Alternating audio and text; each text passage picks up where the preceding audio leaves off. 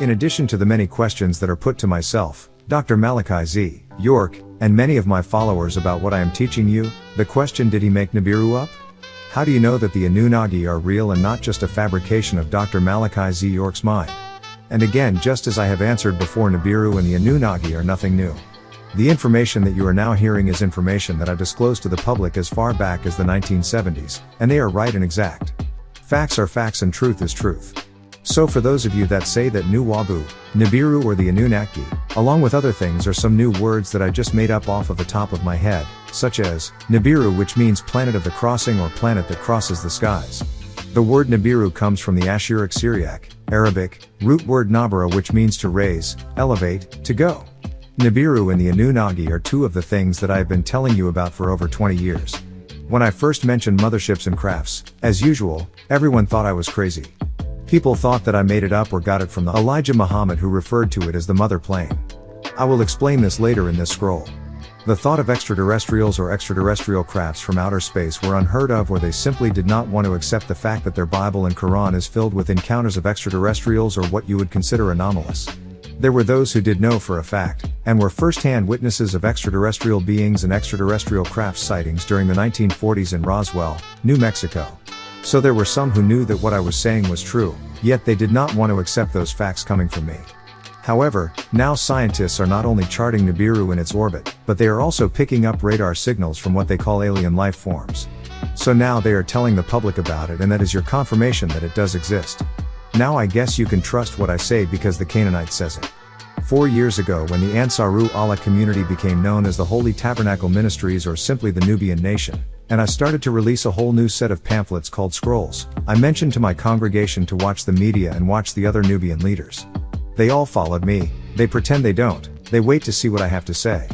And again, the moment I began talking about Anunnaqi or Nibiru, it's now, all of a sudden, all over the media, and many Nubian leaders are talking about it. What is so sad is, something that I came to realize a long time ago, that you only accept information from Europeans or pale Arabs.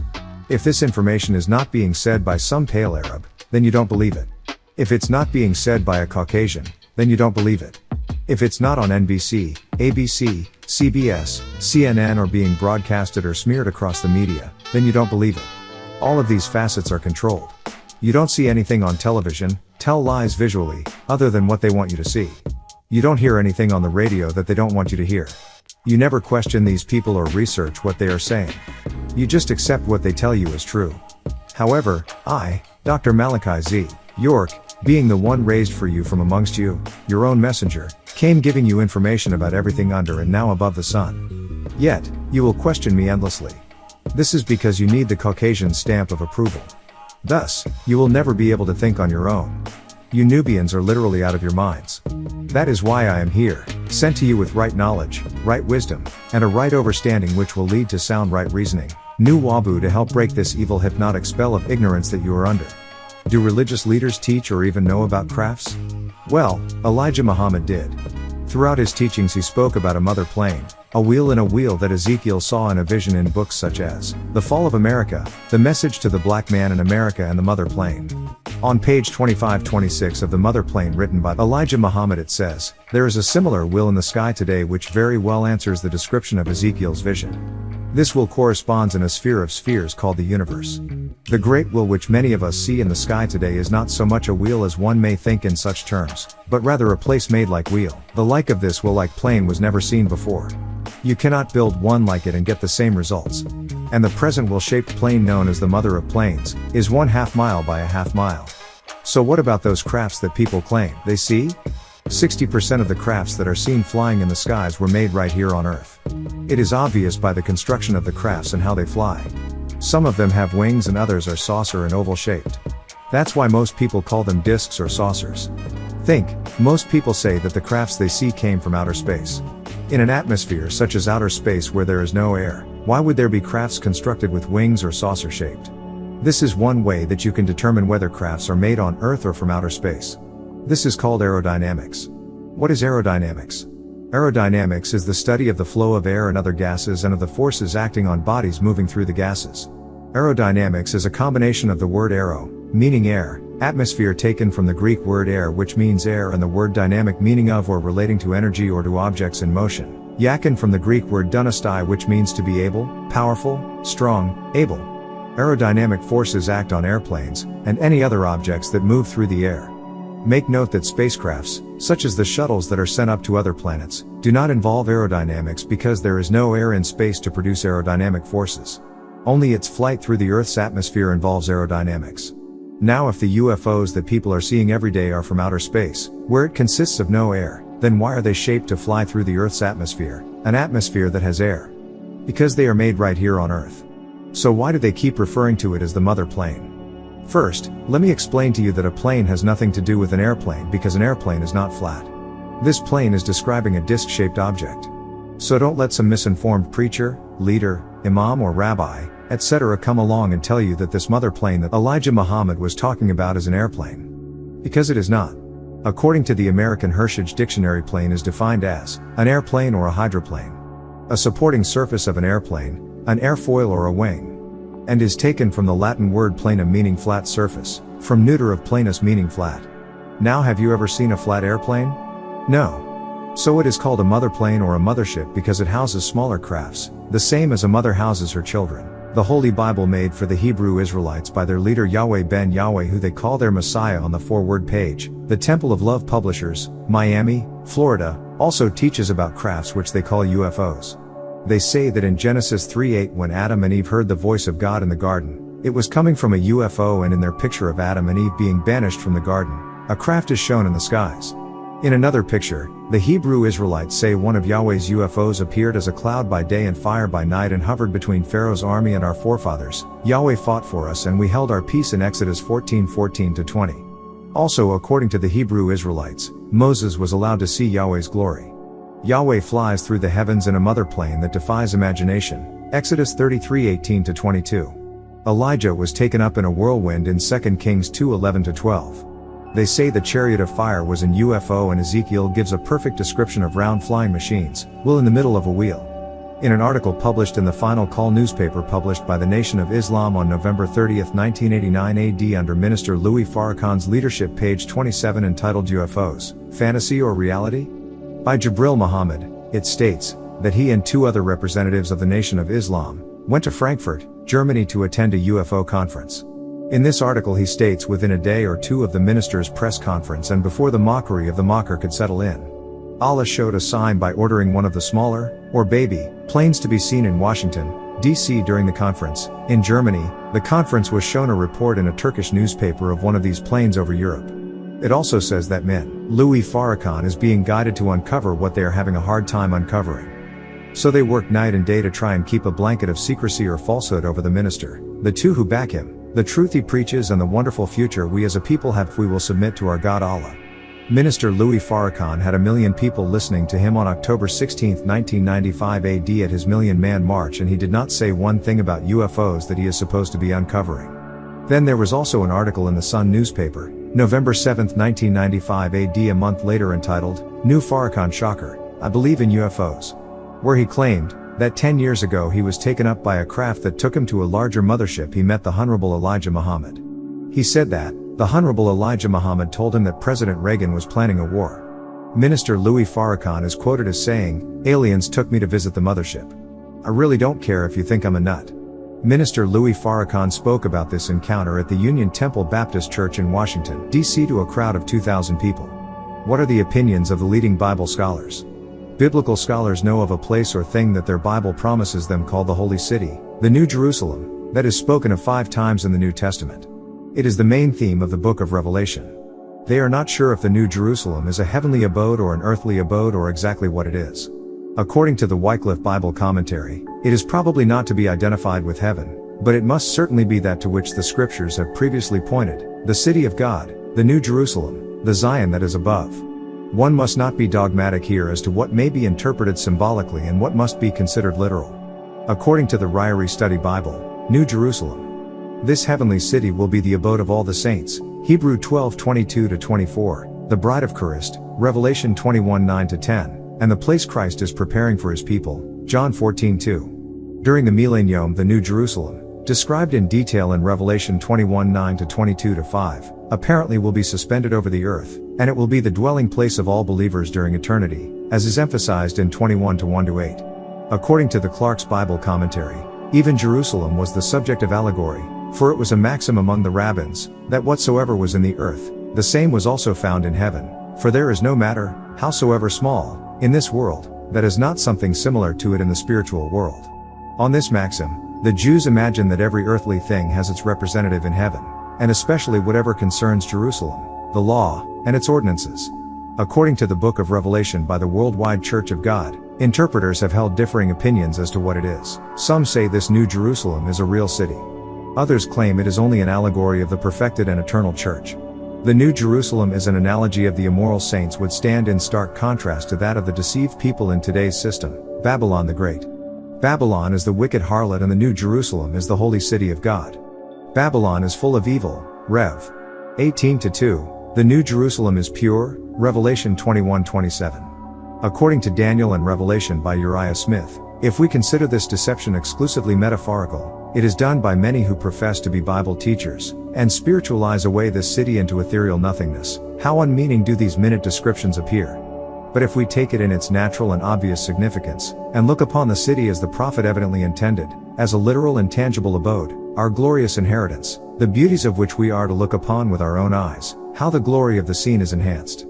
From reading these commentaries, it is obvious that they don't know what the books of Daniel, Ezekiel, Joel, and Revelation are about. You have people of various religious denominations such as the Jews who do everything in their power to avoid explaining Ezekiel's wheel, Ezekiel 1:16. They will never tell you that the wheel within a wheel was an actual craft. In Ezekiel 42:3 and 5, it describes the New Jerusalem that is also talked about in Revelation 21:10, 15-17. Ezekiel was sent to the Israelites, who were exiled to Babylon. Many of Ezekiel's messages were concentrated around the 7 years before the destruction of Jerusalem and their temple. Ezekiel's most prominent vision was that of the 4 living creatures and the mothership. Many of the prophecies that were made in the book of Revelation were already done in the prophetical books of Ezekiel, Daniel, Joel and Zechariah. The following is a list of the similarities between the book of Ezekiel and Revelation. The 4 living creatures, Ezekiel 1:5-12, Revelation 4:6-8. The description of the mothership, the crystal city, Ezekiel 1:22, Revelation 15:2. The appearance of the Elohim Murdoch, Melchizedek, Ezekiel 1:26-28, Revelation 4:2-3.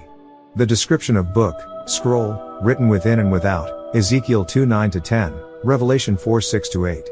The words of a book which are eaten, Ezekiel 3:1-3, Revelation 10:9-10.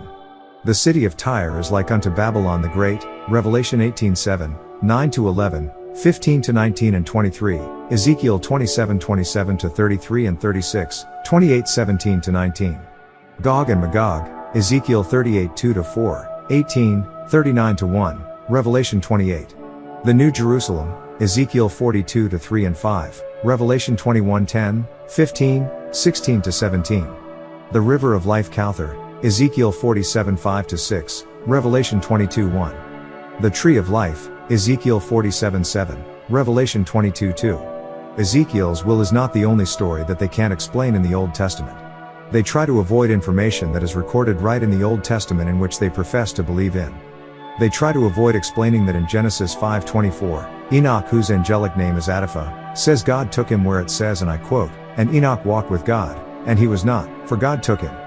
First, let me state that the word used for God in Genesis 5:24 is Elohim, which is a plural not singular. This would mean that there was more than one God present at the time. The word being used for walked is halak, meaning to walk, depart, to come, which is a physical act that was done with these same physical gods that took him. And the word for took in this quote is lakak, which means to get, fetch, lay hold of, seize, receive. It does not say that he died, the Elohim took him. All of which were physical acts. How can God be a physical being? When you define God according to your Bible, you will find that throughout the scriptures who you refer to as the Lord God, the Almighty God, etc. is constantly being referred to by using human attributes, or by doing human acts, as in the case of walking with Enoch, as previously mentioned. If God is not a physical being, then it is impossible for him to do physical acts without having a physical form. God is always called a him, which is a pronoun and falls in the category with words like he, him, her, us, they, them, and those. Or with biblical words like thou, ye, and thee. These are all expressions of a person, be they male or female. In the terms of a God person, it would be personification, which simply means person, infication. Therefore, the term God is synonymous with he or him. If you look in the Quran, you will find in the Ashuric Syriac, Arabic, word uwa, he, which is a male expression used repeatedly when speaking of God. As in the 112th chapter of Quran where it says, Qul huwa Allahu ahad. When you go to the Bible, the Torah refers to this Godhead as Elohim, Adonai, or Yahweh, all of which are masculine. The New Testament refers to God as Theos, Kyrios, or Christos, which are also masculine. Not to mention that the Quran 110 begins with Itha Ja Nazru Allah wa al-Fath. Also Quran 89:22 it says, Wa Ja Rabuka. And it clearly states that Allah would come. The Ja means came or is coming. The same Ja that is found in the Quran 110th chapter that is came and is coming. By reading this, the Quran is implying that Allah is coming, and that means that he, as they call him, is in motion from one place to another, and this limits his contents, and gives him form or substance, which limits him to space and time, which gives him a composition and being. How do you explain God being in the physical form like humans? If human beings claim in their scriptures that humans are created in the image and after the likeness of God, Genesis 1:26, then his composition, form, and personification must be human-like. This is the very word used in the scriptures for fashion, which is suwar, taken from al-Muzawwir, the fashioner, the 13th attribute of Allah. In the Torah, Genesis 1:27, and God, Elohim, created man, Adam, in his own image. Now look at Genesis 2:7, and the Lord, Yahweh, God, Elohim, formed Yazar man, Adam. In the Aramaic, Hebrew, the word Yazar means to form, fashion, frame. There are many other meanings in the Quran that confirms that it is a confirmation of the Torah, Quran 10:94. It reads, and I quote, If you are in doubt about what you find in the Quran, go back to the scripture before it. Which the Quran 3:3 says, It is he that is sent down step by step in truth the book confirming what went before it, and he sent down the Torah, law, and the Injil, gospel, of Jesus. You may ask, what is my point? My point is that unless you're going to yell at this point because this point doesn't agree with your point, that the Torah is tampered with, then you will have to accept that Allah in the Quran, Yahweh and Elohim in the Torah, and Theos or Kyrios of the New Testament all have a human form, image or likeness, as found in what you would call his own words, thus, being he, God, is a him, you've given him a gender, and that in itself is a confession of a sexual persuasion, meaning he, God, is a him or a male, and a man is a human being, male of the human race, Ish. It's all quite simple, and it's right within the text of your own Bibles and Qurans, you just don't see it because you have been programmed not to. Any God that can personify in some kind of form in order to communicate, is limited, and there are only a certain amount of powers that he has.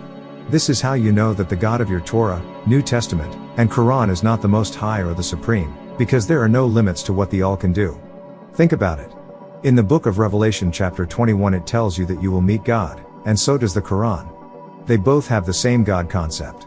The Quran promises you that you are going to a place where God will be, which means this is a physical place where there will be some type of physical God called Allah. Could you explain what you mean by a physical God, Allah? In the Quran there is a chapter named Ayatul Kursi, Quran 2-255, which implies that Allah has a throne on high, Allah. When I make a statement like according to your Quran Allah is on a craft, you call me crazy. And don't say that chair means throne in Arabic, because it doesn't. The word for throne in Ashuric Syriac, Arabic, according to Al-Murad, a modern English-Arabic dictionary by Munir Bulbaki, is arsh. However, you place Allah on a chair and it is okay. Never once thinking about the fact that in order to sit on a chair he must have a buttocks to sit on that chair with. By placing Allah on, or in something, that means that he has a size, a shape and a form. Just like when you place him in the heavens as the light. Allahu Nuris Sama'ati wal Art, simply translates as Allah is the light of the heavens and the earth. You create the limitations, or should I say, the Allah of the Quran is letting you know that he is also in the All. The same thing is done in the Bible in Matthew 23:22 where it says, and I quote, He that swear by heaven, sweareth by the throne of God, and by him who sitteth thereon. The word being used here for throne is the Greek word thronos, and it means throne, seat. The word bema is also used for seat in Matthew 27:19 and means judgment seat, throne. The word cathedral is from the Greek word for seat, which is simply cathedra, Matthew 23:2, with L added to give you cathedral. So in order for Allah to be on a throne, Quran 2-255, a material thing, he would have to be matter, something that occupies space and can be perceived by one or more senses, a physical body, a physical substance, or something that has mass and exists as a solid, liquid, or gas. In order for Allah to be in Jannah, Quran 1831, Quran 1960, which is a garden, he would have to be physical, and in order for Allah to have 99 attributes, renders him a limited being, simply because the 99 attributes are related to the 99 natural elements, which are related to the physical world, earth. And just having 99 gives you a limited number, or 100, it's still a limited number. It is less names than the Hindu god Shiva, who has more than 1000 names. The All is also, it has infinite names. How would giving Allah attributes make him limited? Wouldn't that do just the opposite, raise him above limitations? No, it would not. Giving Allah attributes is just the opposite. It takes away from the omnipotence and makes him a physical being, and physical beings have what? Exactly, physical limitations. A god that allows people to win or lose a battle has limitations. He is in the middle, refereeing which one of you should win and which one of you should lose. Quran 94:1 says that Muhammad's heart was washed and his chest was expanded, meaning the very essence of Allah was in him. This would give Muhammad a certain amount of divinity as well. So when Muhammad was fighting in the Battle of Badr and the Battle of Uhud, Quran 3:124, he could have merely thought a thing and it would have happened. In the Battle of Badr, it is said that Muhammad had 3,000 angels come down and help him defeat the opposers. Being that the Spirit of Allah was with Muhammad, why would he need any assistance at all? Better yet, why would the Messenger of Allah have to fight? Why are angels sent to kill people? This is what makes Muslims think terrorism is okay. For Allah to be Al-Mughi, to the strengthener, the 39th attribute, Al-Mudhilu, the destroyer, the 25th attribute, Al-Mumi, to the taker of life, the 61st attribute, or even Al-Ajamu, the supreme, prime or best, which is the 33rd attribute of Allah, and each of these titles are physical attributes and can all be attributed to humans. He would have had to be the most supreme out all of the other beings who was striving for this position. He would have had to be the most knowing, the most destructive, and the strongest out of all of the other beings as well, in order to earn this title. You cannot be the supreme est without someone else being there. There would have to be two or more beings, for one of them to be the supreme est over the others. There would be no need for Allah to be called the oldest. The oldest of what? This question couldn't exist if there was but one. That is just a confession that there is more than one Allah, Allahat, Quran 36:23, 43-45. Allahatakum, Quran 38-6, meaning your sources, Alihatama, Quran 43:58, which translates as our Allah, or our gods. If it was one Allah, then the est wouldn't exist. If there is only one God, how could you question who is the greatest, the supreme est, the wise est, the strongest, the firmest, the kindest, etc.? Why do Muslims spend so much time constantly reminding themselves in their prayers and everyday life that Allah is one, that Allah has no partners, that Allah is alone in His power, that none can compare to Allah, and Allah is the greatest? If I have to keep reminding you that I am the greatest, a statement that Muhammad Ali used to make, the boxer that is, who was eventually knocked out, why does any God have to keep telling you that he is the only true God? For example, Mike Tyson is the greatest boxer when compared to all the other boxers. If he was the only boxer in the world, there is no way possible that he could be titled the greatest because he is the only one boxing. Or like Michael Jordan, the greatest basketball player in the world. If Michael Jordan had not been in heavy competition with other basketball players, he could not have obtained the title the greatest. Do you understand what I am saying? If there were only one God, there would be no need for a Quran, because the whole purpose of the Quran is to reveal to you to worship one God or you will be punished. Why does Allah have to keep reiterating I am alone, I have no partners? Why is it necessary if there is no other God equal in power to Him? This is another confession that Allah is not the only God as you have been taught to believe. Think about it. Would a God who is in control have a counterpart in Quran 53:19 as Allah, which is as the goddess Lot? A goddess that can be found in poetry before the Quran. So this goddess was established before Muhammad and before he received the Quran. A God who has daughters? A God who has sons? This cannot be the All, because the All wouldn't yield any physical sons or daughters. You can say that Allah is the All, it simply depends on what point of view you are looking from. So this being that you all want to claim as God is a God who has limitations. The very fact that the Quran claims Allah has daughters means in someone's mind the possibility was there, be they right or wrong. Also Quran 2:22 literally says that when Allah finished His duties on earth, He took residence in the heavens and made it a firm structure. El's Holy Quran 87:22, original order, it is He, Yahuwah, who made the planet earth a resting place for you, and the sky a well-built structure, and He sent water down from the sky, and He bringeth forth fruits by way of it as provisions for you, and don't make with Him any rivals, and while you all know better. Right translation in Ashuric Syriac, Arabic, by Dr. Malachi Z. York. This means that Allah is in motion and this Allah travels from place to place. Quran 2:29. According to the Quran of the Muhammadans, this is the Allah you will meet on Judgment Day, Yawm al-Akhiri, Quran 2-228, 60-6. In Quran 2:28 the word Raja is used, which means to return. This Allah is immortal sometimes, Quran 55:27, a spirit at other times, Quran 15:29, and a mere inspiration at other times, Quran 17:85. Now, getting back to my point, Enoch, the only other place in the Bible where Enoch pops up is in the New Testament, which Jews do not read or believe in. So you ask them to tell you, where was Enoch taken to? How did he get there? Where did these gods come from who took him, and did they appear to him in a physical form? They won't even address the Book of Enoch. Portions of the Book of Enoch have been published by different authors such as Dr. Donald P. Coverdell, in his book The Mystery Clouds, page 33, where it says, and I quote, Enoch chapters 1-5 announces a last judgment. It claims that the divine God will leave his heavenly abode to appear on earth with this angelic host. Again, the so-called Hebrews will ignore this, although it is written right in the Dead Sea Scrolls.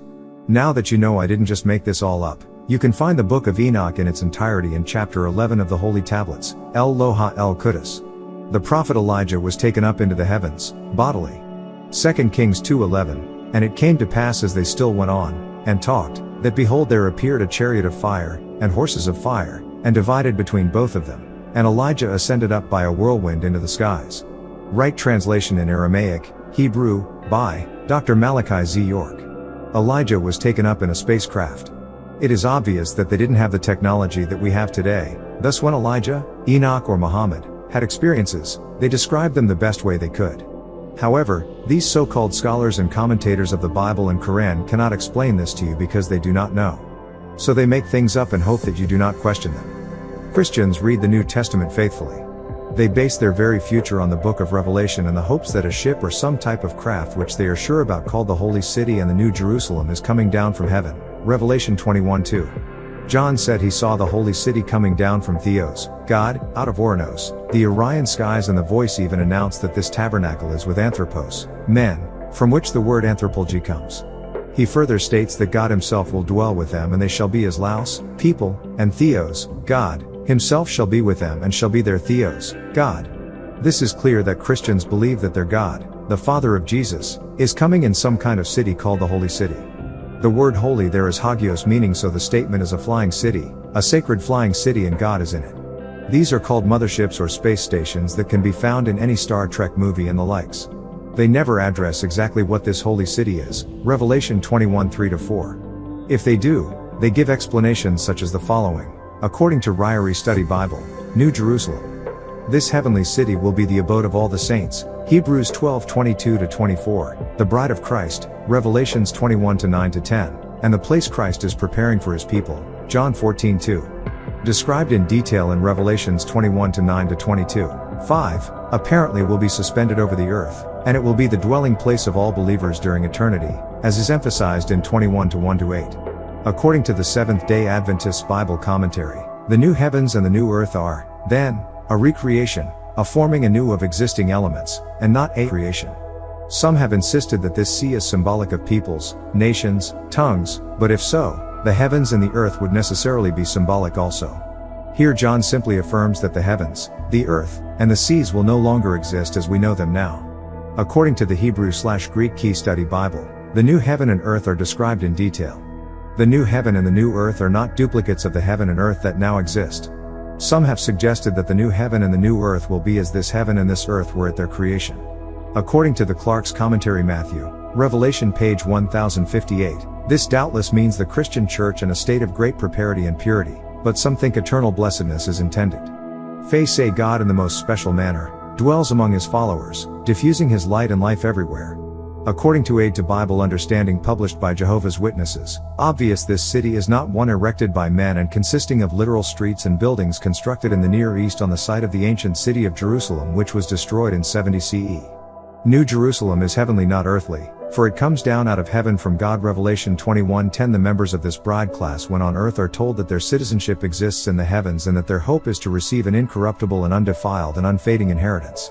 The New Jerusalem will be the heavenly capsule city or organization in which God and his King Jesus Christ dwell and reign. Revelation 21:22.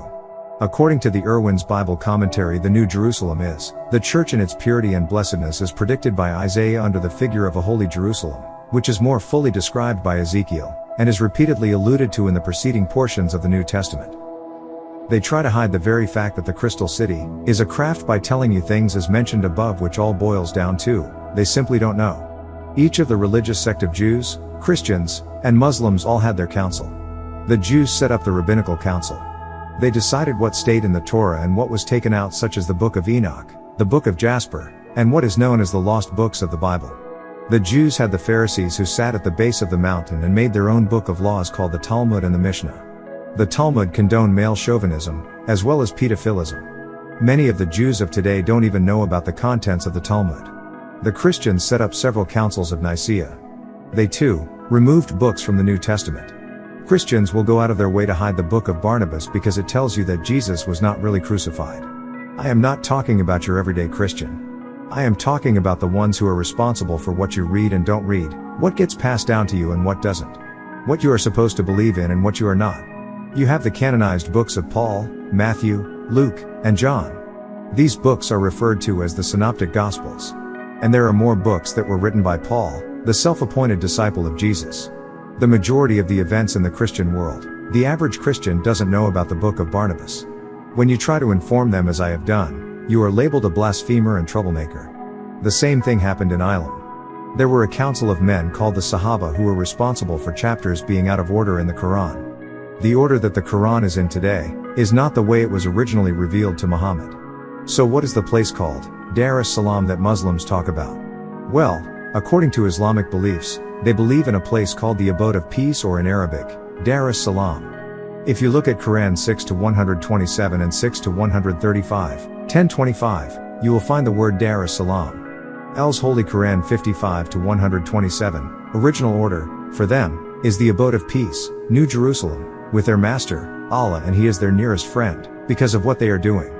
Right translation in Ashuric Syriac, Arabic, by Dr. Malachi Z. York. L's Holy Quran 51:25, original order, and Allah calls to the abode of peace, New Jerusalem, and he leads into calmness whomever he pleases to the straight and narrow path of those who stand up straight. Right translation in Ashuric Syriac, Arabic, by Dr. Malachi Z. York. According to their commentaries by Abdullah Yusuf Ali 1938 AD, commentary, 1413. In contrast with the ephemeral and uncertain pleasures of this material life, there is a higher life to which God is always calling. It is called the home of peace. For there is no fear, nor disappointment, nor sorrow there. And all are called, and those will be chosen who have sought not material advantages, but the good pleasure of God. Salam, peace, is from the same root as Islam, the religion of unity and harmony. According to S.V. Mir Ahmed Ali Commentary, 1017. Salam, peace and bliss, refers to the state in paradise where prevails bliss perfect. Salam is one of the holy names with which God is addressed. Applying this interpretation, God invites making to him with whom nothing but bliss prevails. It is said that the life on this earth starts with crying. A human child immediately as it lands on earth starts its life with crying, passes through miseries and sorrows of life and ends it with effacement. God invites from this abode of misery and effacement to the abode of bliss perfect and of life eternal. Again, they are all guessing. Dar es-Salaam is in reference to paradise, the heavenly abode that Muslims are striving to attain. People often mistake the word Jannah as being paradise. However, it isn't. Jannah simply means garden. The word Dar is an Ashuric Syriac, Arabic, word that means house, dwelling, mansion, abode. Dar es-Salaam is also known as the New Jerusalem. It is a mistake to interpret Dar es-Salaam as a masjid or a community here on earth. They are talking about an actual city coming down to earth and taking the righteous to paradise. As you can see, this whole concept was copied from the Old and New Testaments of the Bible. Throughout the Muhammadan world, an event called Al-Miraj was experienced by the Prophet Muhammad. This is the time when he received the injunction for prayer in the year 620 AD. In Ashuric Syriac, Arabic, the word Miraj means ladder, stairs, midnight journey to the seven heavens. From the root araja meaning to ascend, mount, rise. Literally the word al-Miraj means a ladder, an ascension or elevation. Muhammad tried to explain this to his companions, when he said in Quran 17:1, I was taken up to the sky in Israel. Meaning went up, journey by night. There is where he met the prophets and angels of the past. He went up on something called a burak, which according to the Lane Arabic English lexicon is defined as a certain beast which Muhammad rode on the night of ascension or which the apostles ride when ascending to heaven.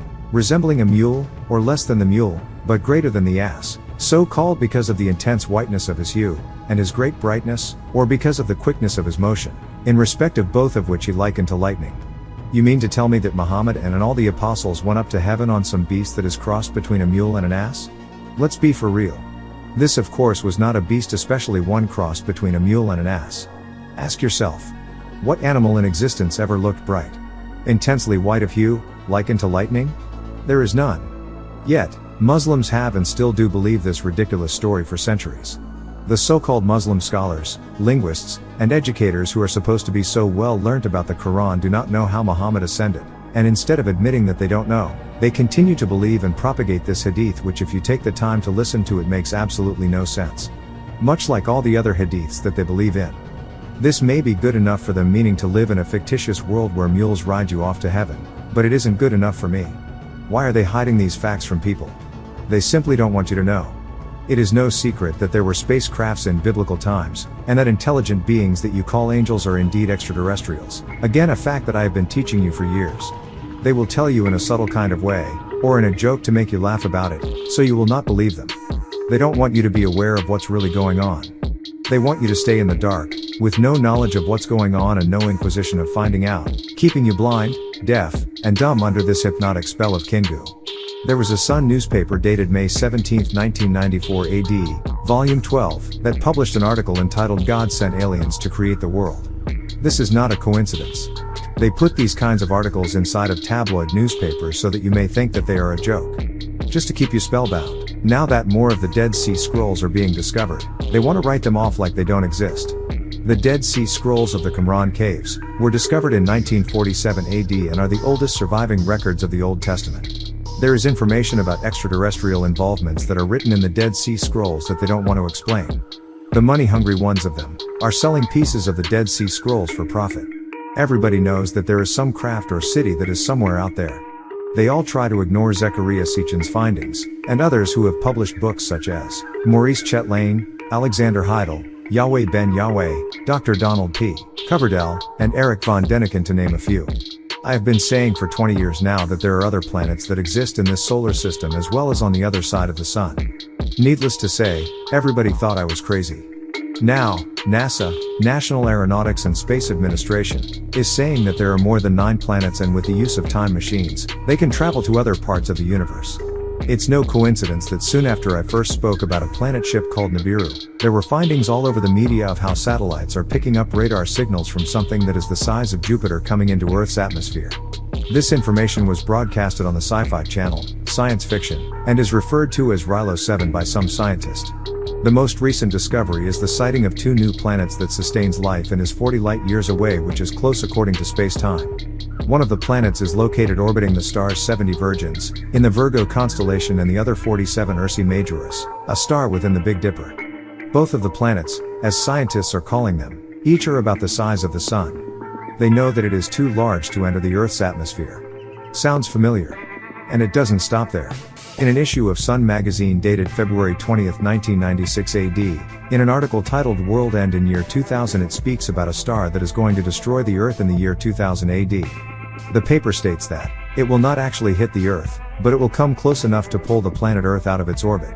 It also says, the world's government has been secretly working with the White House and a special task force of elite NASA scientists to deflect the runaway star, which has been codenamed Wormwood. They say that Wormwood is about 5 times larger than Earth, and it will cause hell on Earth. According to them, its gravitational pull alone will cause incredible storms, earthquakes, and volcanic eruptions. They say American and Russian military scientists are working desperately to build an arsenal of monster nuclear missiles in hopes to blast Wormwood away back into outer space from their moon base. Sounds familiar, doesn't it? They are talking about Nibiru. So for those of you who think that I am just making things up, you are wrong. Everything that I have been telling you is being told to you every day. You just don't want to accept it coming from me. Don't believe me? Check it out. Also, in an issue of Weekly World News dated February 13, 1996, an article entitled "Doomsday Comet Speeding Toward Earth." On page 8-9, states a comet, the size of Europe, is on a collision course with Earth, and if something isn't done to stop it, billions of people will die. It states that the comet is not only huge, it is speeding toward Earth like a runaway locomotive. And if they are unable to destroy it in time, one or two things will happen. 1. The impact would smash Earth into pieces, sending fragments reeling into the icy, airless vastness of space. Or 2. Earth would remain intact. But millions or tons of dirt and debris would be kicked up into the atmosphere, which will veil the sun, plunging us into a temporary but devastating deep freeze that could kill 2 billion people or more. It also says scientists secretly met with Bill Clinton in the Oval Office and that the president is not only gravely concerned, he has already authorized the emergency expenditure of $2.6 billion that the Pentagon and NASA will need to modify land-based weapons for use in space. They are going to try their best to shoot it or deter its course. And for further confirmation of what I have been telling all along, information was released about a comet named Hale-Bopp which was discovered by Alan Hale and Thomas Bopp in the summer of 1995 AD. There is certain information about this bright light that is next to the comet which was sighted on November 1996 AD, that officials did not make public, such as, when the comet was still as far away as Halley's Comet, it was 1,000 times brighter. The comet was first seen when its distance from the sun was much too great for the gaseous coma of the comet to form. Yet has had a huge coma larger in diameter than the sun. Observations by the Hubble Space Telescope and other powerful ground-based scopes revealed unusual details, chunks breaking off from the comet, and no natural reason for this to happen since the comet was too far away from the sun for gravity or thermal effects to do this. The orbit of the comet is very strange, as if some intelligence had engineered a comet to get our attention. These are the comments made by astronomers about this unusual object. This object that they are talking about is Nibiru, which I made known many years ago. The comet itself is not Nibiru. Nibiru is right next to this comet, as is seen the picture below. There is an entire book out about this comet by Alan Hale entitled Everybody's Comet. Are there any other groups of people who know about Nibiru? Yes. The Sumerians of thousands of years ago knew about the solar system and the amount of planets that circled the sun. It was not always 9 as many people believed. The carving that is located at a museum in East Berlin, Germany, called the Vordrasieistische Atbelung of the State Museum, depicts a group of 11 globes encircling a large star or sun, which is clearly the solar system. On April 22 to 23, 1986 AD, witnesses described a craft as the thinking fireball. The fireball displayed multiple colors of lights and moved very fast. This was a simulation of Nibiru. As far back as 1915 AD, they knew about Nibiru, they just weren't telling you. Go do your research and you'll come across a magazine entitled The Electrical Experimenter, published in 1915 AD, and you'll see a picture of a simulation of Nibiru on its front cover. In a pamphlet written by Dr. Frank E. Stranges, titled The White Planet, he quotes a man named Carl Sagan, who says that in the northern part of the sky, someplace where there seems to be less stars than anywhere else, there is an object that keeps moving erratically and doesn't stay on a steady course. That object is unlike any heavenly body in the sky. Unlike a planet, sometimes it looks like a star. It does not change in configuration. It seems to be surrounded with a white, sometimes bluish, sometimes a greenish, light. Dr. Stranges further describes the object as a cube with a force field around it. And on the cover of the pamphlet, this object is also depicted as having clouds around it. Again, this is no coincidence that the description of this craft is very similar to the description that I have been telling you about for years. This object that he is speaking of is Nibiru. But ask yourselves, why is he telling you now? What is Nibiru? Nibiru means planet of the crossing, or planet that crosses the skies. It comes from the Ashuric Syriac, Arabic, word Nabara, which means raised, elevated, and is a derivative of the Aramaic, Hebrew, word Nabresh, which means to give light, to shine. Nibiru is a movable throne, also called Markabah. According to the Hans Word Dictionary, on page 938, Nabara means to raise, elevate, to go up with a voice, sing in a high-pitched voice, to stress, emphasize, accentuate, to shout, yell, scream.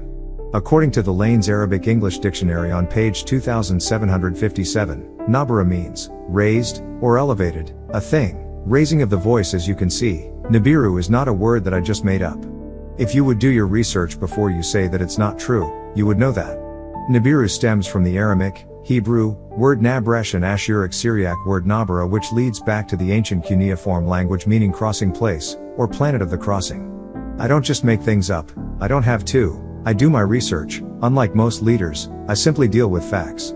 Today, Nibiru would be explained as a shuttle that is self-sustaining and life-supporting. Nibiru is a craft that is the motherplane 3 times the size of the planet Earth, making it too large to get into the Earth's atmosphere. And let me say it again, when I said all of these things, you said I was making it up. Now reality is confirming itself. I've been saying for years that if Christians would read the Bible and you Muslims would really read the Quran, you would find everything that I am saying to you to be true. If you would have just taken the time to learn the original languages of the scriptures in which they were revealed, then you would get the true meanings, instead of guessing at what the scriptures are saying or what the scriptures are trying to say or accepting someone else's word. So who are these Anunnaqi that you are talking about? Don't be confused by the title Anunnaqi. Anunnaqi simply means those sent from Anu to Chi, earth. They are what the Muslims call the Malaikat, Quran 298. The Bible calls them angelos. The Sumerians call them Anunnaqi. The Yoruba called them Jinwins, Shushuki, and Umarwe. The American churches simply call them angels. Many other Native American tribes call them thunderbirds. In Egypt, they are called Nibiru. In the Old Testament they are referred to as angels, or in the Hebrew language, Elohim. They were there in the beginning of creation in Genesis, and I quote, Genesis 1:1, "In the beginning God, Elohim, created the heaven and the earth." Also in Genesis 1:26 it says, and I quote, "Let us make man in our image and after our likeness." And the us that is talking here are the Elohim, or angels, not a single god but gods that came to earth as well-made men. The same well-made men that came to Abraham in his tent in Genesis 18:2-3. 3 Anunnaqi, or Elohim, who mysteriously appeared out of nowhere, visited Abraham and his wife Sarah, and one of these men he referred to as Lord or Adonai. Nowhere in the Bible does it give any indication where these 3 men came from. In Genesis 19:1 it speaks about 2 men who mysteriously came down to the cities of Sodom and Gomorrah. In one instance they refer to these 2 beings as angels, where it says, and I quote, "There came 2 angels to Sodom at even, and Lot sat in the gate of Sodom, and Lot seeing them, rose up to meet them. And he bowed himself with his face toward the ground." Here the word malach is being used and means messenger. In the next instance they refer to them as men. When you look at verse 5 of the same chapter, the men of Sodom call these 2 angels men, Enaush, meaning man, mortal man, person. And don't try to say that the men of Sodom didn't know that they were angels. These men were Anunnaqi, Elohim, who came as men in the city of Sodom. Genesis 19:1 also states that Lot bowed himself to these men, which means they were of some importance. Verse 2 goes on to say that he called them my lords, which is the Hebrew word Adonai, meaning Lord and Master. Lot knew that they weren't regular men, and he must have had visits from them before or knew of them, because he immediately ran to them and bowed out of respect. Prior to their arrival, Yahweh stopped off to see Abraham and told him that they were going to destroy Sodom. Genesis 18:33. Now, let's take a look at this quote word for word. El's Holy Torah, Genesis 18:33, "And Yahuwah went his way, as soon as he had stopped speaking with Abraham, and Abraham returned to his place." Right translation in Aramaic, Hebrew, by Dr. Malachi Z. York. First, it says, "And the Lord." The God that is being talked about here is Yahweh. Went his way, the word Yalak is used for went his way, which means to go, to walk, depart. This Yahweh Yalak walked away after he left Kala, finished communing Dabar, to speak, declare, converse, or talking with Abraham. That's what this quote says in the original Hebrew, and I don't want to make it sound confusing. I just wanted to put each word in so you could see what it says. And Yahuwah Yalak went his way, as Asher, soon, as he had Kala, left, Dabar, speaking, with Abraham, Abraham, and Abraham, Abraham, Shub, returned, to his Makom, place. Don't believe me, go check it out. It's right there. Yahweh had to have feet that were attached to his legs in order to walk, and he had to have a larynx, and the functions of a larynx is to produce sound, in order to speak, all of which are physical attributes. Quran 23:33 also gives the implication that angels are merely physical beings just like you. When you read this verse it says, and I quote, "In part, he is no more than a man like yourselves, he eats of that which ye eat, and drinks of what ye drink." El's Holy Quran 74:33, original order, "And al-Malayu, the rulers from his nation of Enosites, those who conceal that which they know to be the facts and lied about the meeting of the Akhira end, and we, Elohim, Anunnaqi, Atraphnam, bestowed upon them the good things in the life of the physical world. Saying, this is except a mortal in skin like you. He Yakulu eats from that which Takulun you all eat of, and he Yashrabu drinks from that which Tashrabun you all drink." Right translation in Ashuric Syriac, Arabic, by Dr. Malachi Z. York. Now they are talking about an angel here, yet they are using the word Bashran, meaning a mortal in skin, and saying that these angels Ya'akulu, he eats mortal food as you do, and Yashrabu, he drinks mortal drinks as you do. The same as in Genesis 18:1, where the angels sit and eat with Abraham. I'm not making these things up, I'm merely analyzing what the Quran says. Thus, this is a confirmation right here in your own Quran that angels are nothing more than physical beings. So you cannot tell me that Yahweh and the Elohim that were with Abraham and Lot are not physical or cannot personify in human form. There is a statement in the Bible they all believe in Hebrews 13:2, Be not forgetful to entertain strangers, for thereby some have entertained angels unawares. According to the Bible, when angels appear, they bring light, as in Acts 12:7, where it says, and I quote, "And, behold, the angel of the Lord came upon him, and a light shined in the prison." Yet, in the book of Hebrews, it says you may entertain an angel and not know it.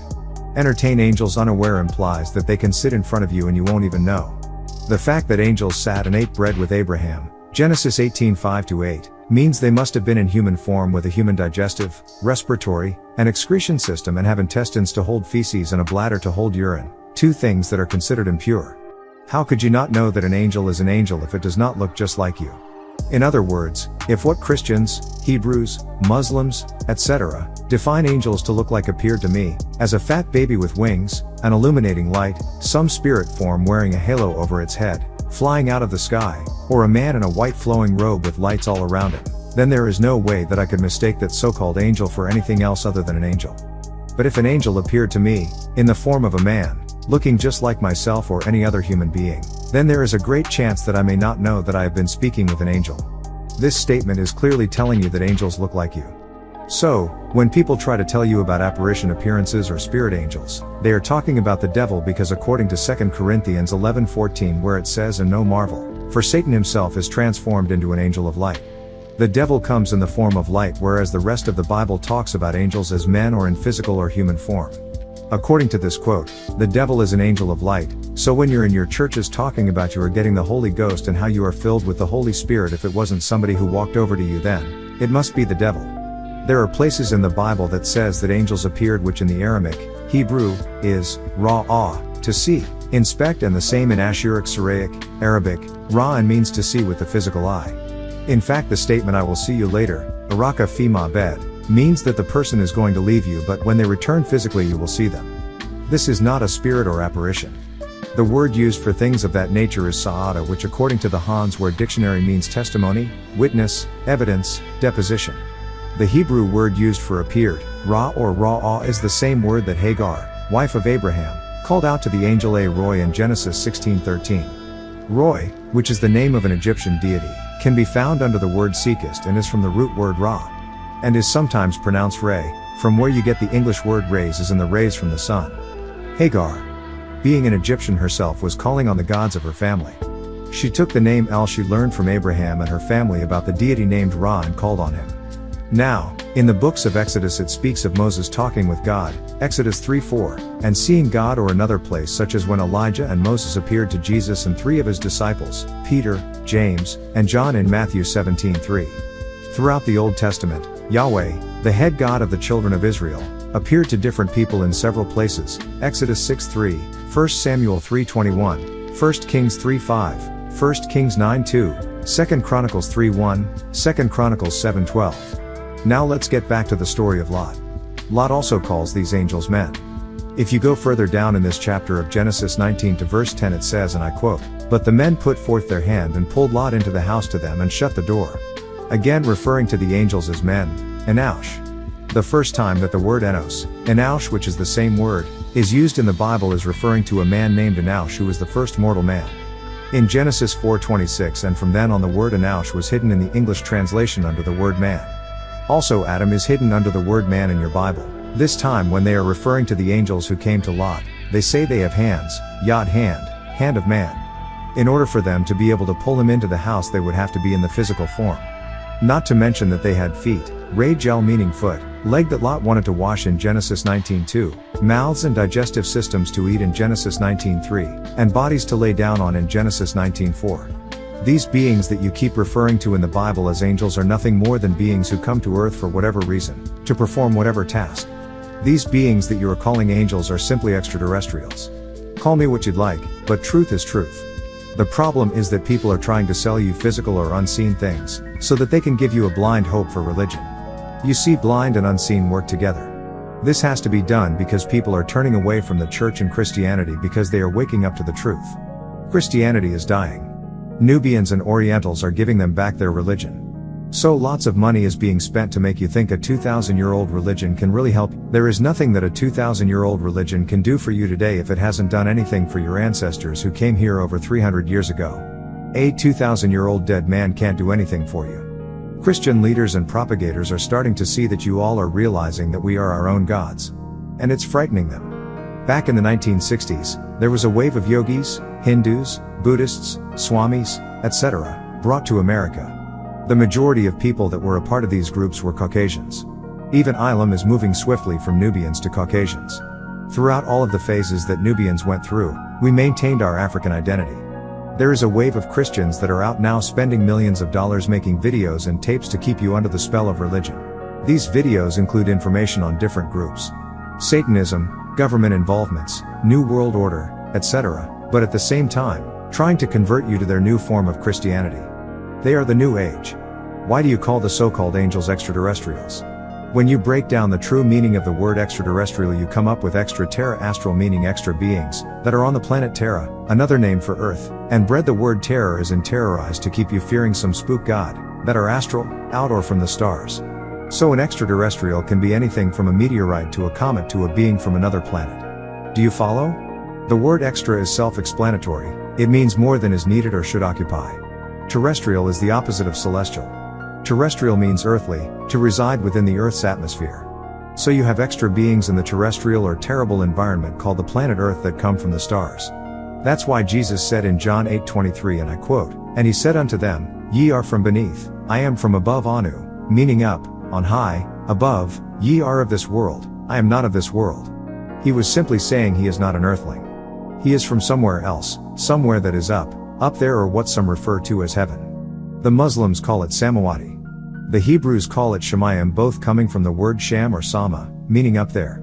That's also why in John 6:38, John 6:42, that he said, I, Jesus, came down from heaven, Aranos, heaven, air, sky. Which is nothing but the Orion star constellation. Yes, your Jesus and his father is in the Orion star constellation. It says it right in your Bible in Matthew 5:16, Matthew 18:19, Mark 11:26. And a host of other places. Jesus was an extraterrestrial born on planet Earth, yet someone or some being that was not of this earth, insofar as he said in John 8:23, from the stars. In books that I have written, such as Leviathan 666, edition number 15, I spoke about conspiracies, broke down the entire book of Revelation and the prophecies, the symbolism of the dollar bill and more. I told you about sacred movements, secret societies, and what their purpose is. Now, everywhere you turn, there are reports about the occult. People are wondering whether the prophecies of the book of Revelation are coming true.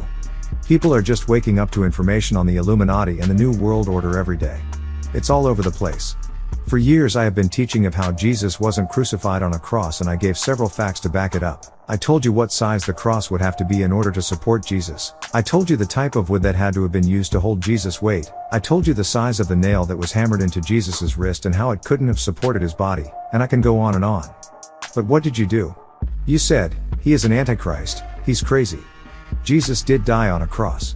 Or that's not what my Bible says, but now you have hundreds of so-called scholars who are now saying the exact same thing that I said over 20 years ago. But you don't call them any kinds of names, you just accept what they say.